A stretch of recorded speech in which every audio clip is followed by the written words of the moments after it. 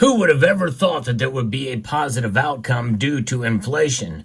Well, what Texas is proposing is the pinnacle of what has been a string of events around the country and states that are sending messages directly to the Federal Reserve.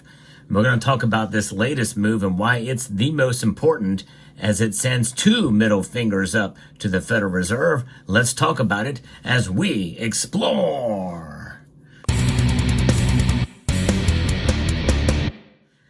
It's been an amazing year. Actually, it's been an amazing couple of years since inflation really has skyrocketed. We have seen states around the country move to recognize gold and silver as legal tender.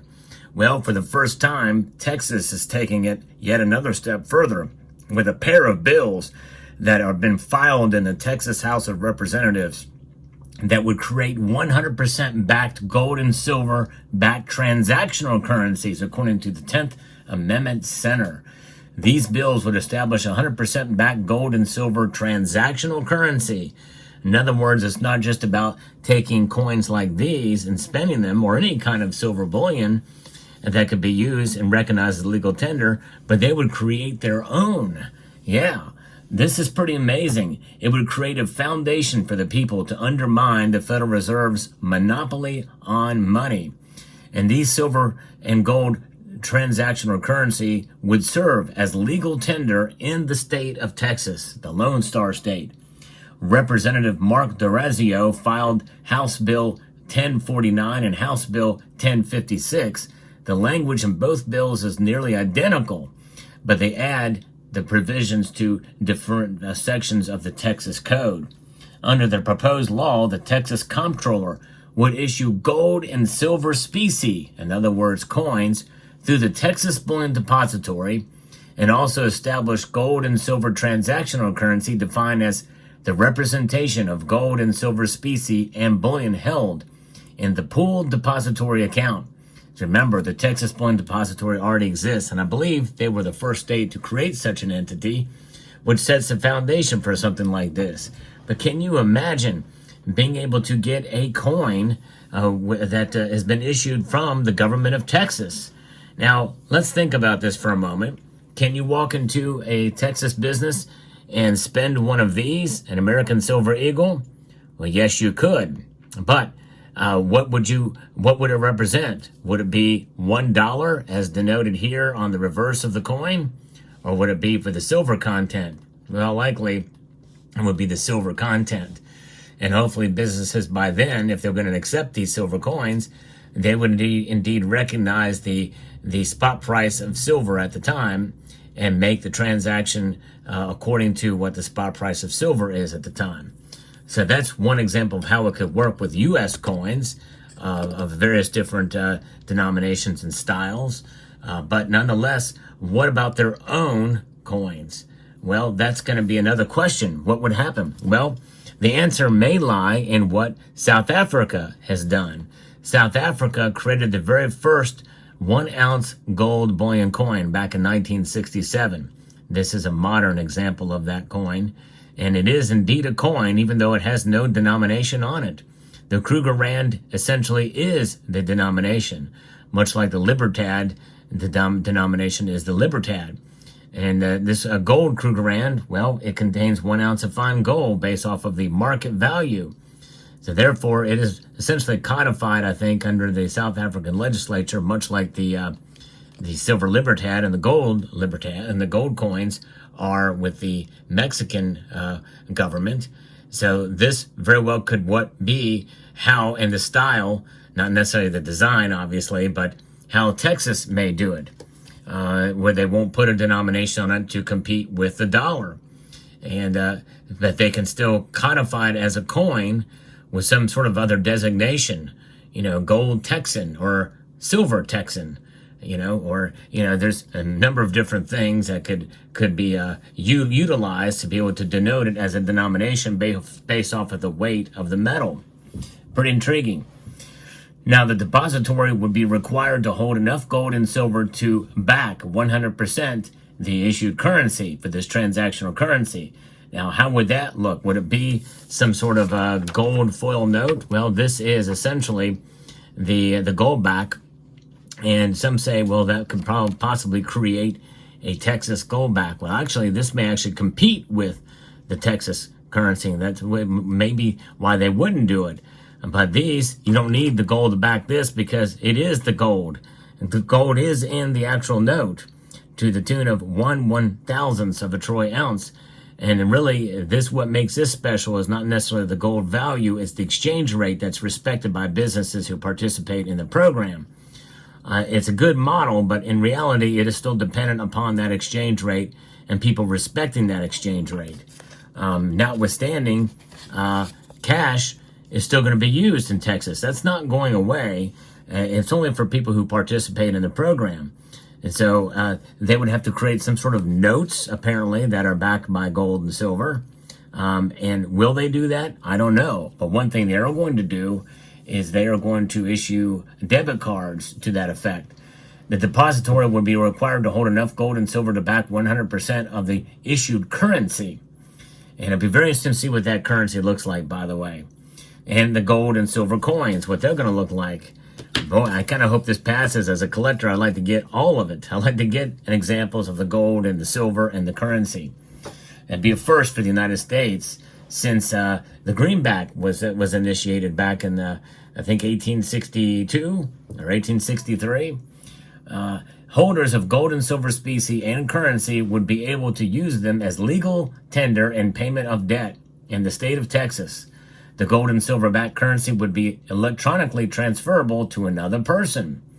Gold and silver backed currency would be redeemable in specie or at the spot price of gold or silver and U.S. dollars minus applicable fees. So what will those fees look like? I think those fees are going to be really kind of to see how successful this will be for sure. But when you have inflation, if inflation goes back and stays at 2%, you don't know how well this program could work or not. I think it still could work, and I think it could still work very, very well because 2% is what we're used to.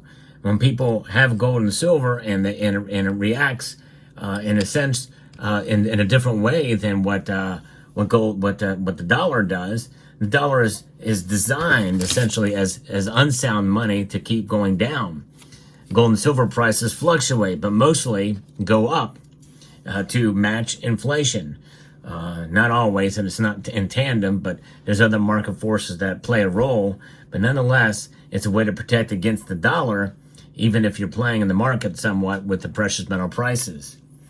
Now, holders of gold and silver specie would be able to use them essentially as this tender payment, and the gold and silver backed currency would be redeemable in specie or at the spot price. And in practice, the passage of these two laws would allow any person to conduct business transactions using gold and silver. And the passage of the legislation would create a sound money alternative to U.S. dollars in both physical and electronic form. Using gold and silver backed transactional currency, any person or entity would be able to do business using a debit card that seamlessly converts gold and silver to fiat currency in the background. Private individuals and businesses will be able to purchase goods and services using assets held in the Texas Gold Depository in the same way they use dollars held in a bank today. Gold and silver backed transactional currency would give people a way to shield themselves from the rapid loss of purchasing power inherent in the fiat dollar. Over time, making gold and silver available for regular daily transactions by the general public could have a wide-ranging impact. Professor William Green, an expert on constitutional tender, and said in a paper for the Mises Institute that if people in multiple states actually start using gold and silver instead of Federal Reserve notes, it would effectively nullify the Federal Reserve and end the federal government's monopoly on money. Over time, as residents in the state use both Federal Reserve notes and silver and gold coins, and the fact that the coins hold their value more than the Federal Reserve notes do will lead to a reverse Gresham's law effect where good money, gold and silver coins, will drive out bad money, Federal Reserve notes. As this happens, a cascade of events can begin to occur, including the flow of real wealth towards the state's treasury and an influx of banking businesses from outside the state as people in other states carry out their desires to bank with sound money, and eventually an eventual outcry against the use of Federal Reserve notes for any transactions. And yes, indeed, that is true, but we have to take into account the market price. People have got to be able to weather the market effects of gold and silver prices, because that is a real problem. But nonetheless, it's a good alternative to have and to be able to transact in such a way, indeed, especially if there's some safeguards that may be put into place.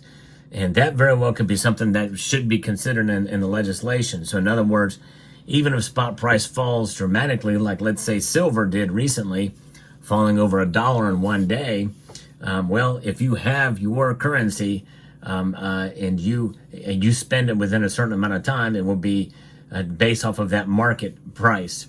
In other words, maybe the market price will be reflected for transactions less frequently, and maybe average it out, create essentially a Texan precious metals market on an average based off of essentially hedging, if you will, from the state. And that is a way to protect consumers from fluctuating gold and silver prices. But nonetheless, Gresham's law essentially holds that bad money drives out gold. For example, when the U.S. government replaced silver quarters and dimes with coins made primarily of less valuable copper, the cheap coins drove out the silver from circulation. People hoarded the more valuable coins and spent the less valuable copper money. And so you reverse Gresham's law in this case to make it easier to use gold and silver in everyday transactions. And states have been pretty bold about some of these initiatives, with Texas now being the most bold state, essentially because they have the constitutional authority. No one has ever challenged what these states are doing. Article 1, Section 10 says that nothing but gold and silver shall be used as money between states.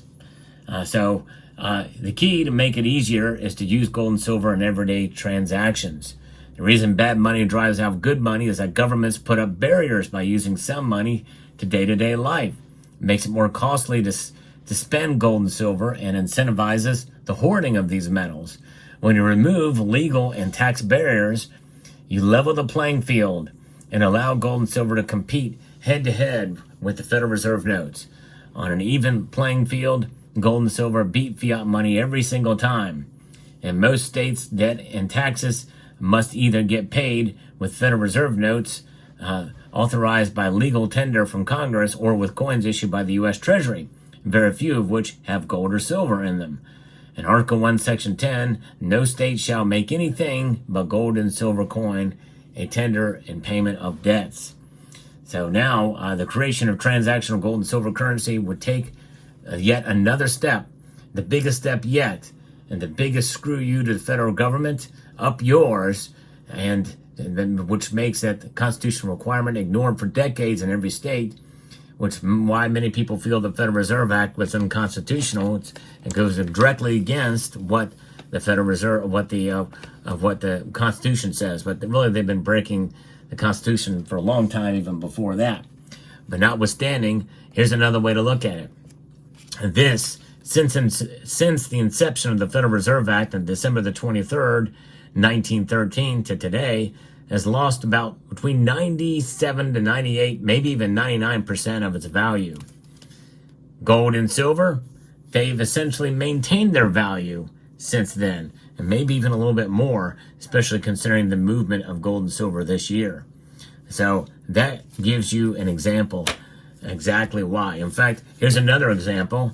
This note here, many people are familiar with. I show it in a lot of videos. Some have memorized the serial number.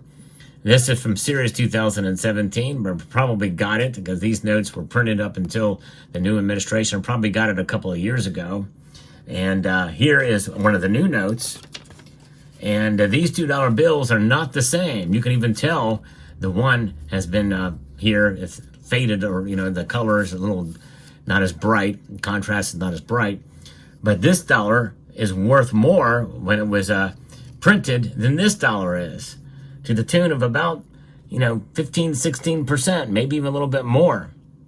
And let that sink in for a moment. Same type of fabric, cotton linen fiber, same ink, same weight, same denomination, different value when issued. That tells you everything you need to know. Gold, silver, it's the same yesterday, today, and as long as this earth is in existence, they remain. So this is still at the very beginning stages, but the fact that it's been introduced is a shot across the bow. We'll see what happens. We're going to keep up with the latest news on this channel, and it's got to be assigned to some House committees, and that will begin on January the 14th for the 2025 legislative session in Texas. I hope it gets passed. That would be great. Let me know what your thoughts are in the comment section down below. Hope you found this video informative, insightful, and educational. I'd like to extend a multitude of gratitude to you all for taking the time to watch, and to encourage you to please rate, share, comment, and subscribe.